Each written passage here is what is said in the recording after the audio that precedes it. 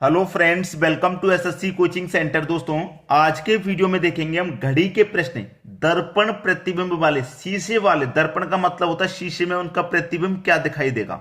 ठीक है, तो घड़ी का बहुत इंपॉर्टेंट चैप्टर है। चलिए स्टार्ट करते हैं। पहला क्वेश्चन, एक घड़ी में 8:20 हो रहा है। ठीक है, तो दर्पण में इसका प्रतिबिंब क्या दिखाई देगा। मैं आपको सबसे पहले बता देता हूं कि 12 में से माइनस करना है या फिर 11:60 में से माइनस करना है। याद रखना, या तो 12 में से माइनस करना है या 11:60 में से माइनस कर देना है। आंसर आपका आ जाएगा। अगर आप बोलेंगे कि कभी कभी तो होगा कि 11-12 से भी ऊपर का अधिक समय हो जाए, तो अब क्या करेंगे, प्रश्न को आगे तक देखते रहिए, वीडियो को पूरा। टाइम हो रहा है घड़ी में 8:20 का।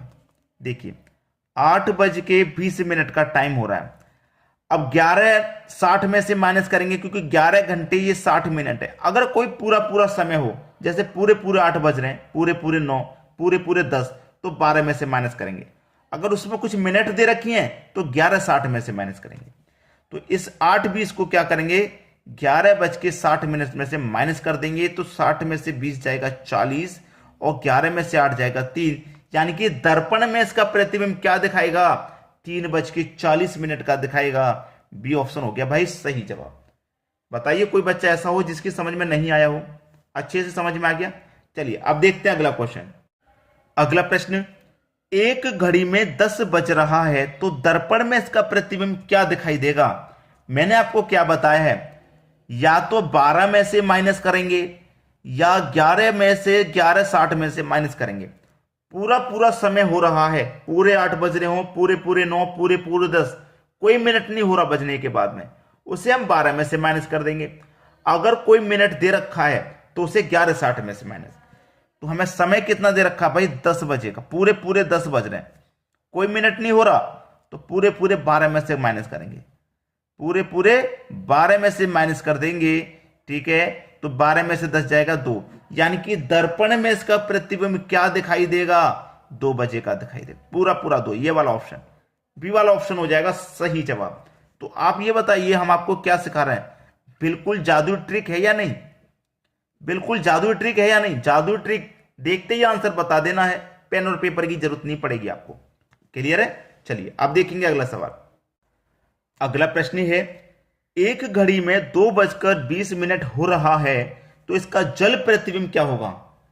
क्वेश्चन चेंज हो गया, क्वेश्चन चेंज हो गया। हम सीख रहे थे अभी तक दर्पण प्रतिबिंब, ये तो जल प्रतिबिंब आ गया। जल प्रतिबिंब में क्या करते हैं, या तो 6:30 में से माइनस करते हैं या 18:30 में से माइनस करते हैं। ये जल प्रतिबिंब का क्वेश्चन है। दर्पण वाले में 12 में से या फिर 11:60 में से, और जल वाले में से 6:30 में से या 18:30 में से माइनस करते हैं। क्लियर है। चलिए यहां पर मैं आपको बता दूं समय कितना हो रहा है, 2:20 का समय हो रहा है। तो ये तो 6 से कम है ना समय, तो 6 में से ही माइनस हो जाएगा। ठीक है, 6 में से ही माइनस हो जाएगा। 30 में से 20 जाएगा तो 10, और 6 में से 2 जाएगा तो 4। तो इसका जो जल प्रतिबिंब है वो 4:10 दिखाएगा। भाई 2:20 का क्या दिखाएगा, 4:10 दिखाएगा। पहला ऑप्शन सही, आसानी से समझ में आ गया, कोई दिक्कत किसी को नहीं होगी। चलिए अब देखेंगे हम अगला प्रश्न। अगला प्रश्न, एक घड़ी में 12:20 हो रहा है तो इसका जल प्रतिबिंब क्या होगा। जल प्रतिबिंब के लिए मैंने क्या बताया, या तो 6:30 में से माइनस कर दो या 18:30 में से माइनस कर दो। ठीक है, चलिए कितना समय हो रहा है, 12:20 का समय। भाई 6 से बड़ा है ये समय, तो 18:30 में से माइनस होगा। 18:30 में से माइनस कर दो। 30 में से 20 जाएगा 10, और 18 में से 12 जाएगा तो 6, यानी कि कितना समय दिखाएगा जल प्रतिबिंब, 6:10 का। यहां पे भी पहला ही ऑप्शन सही है।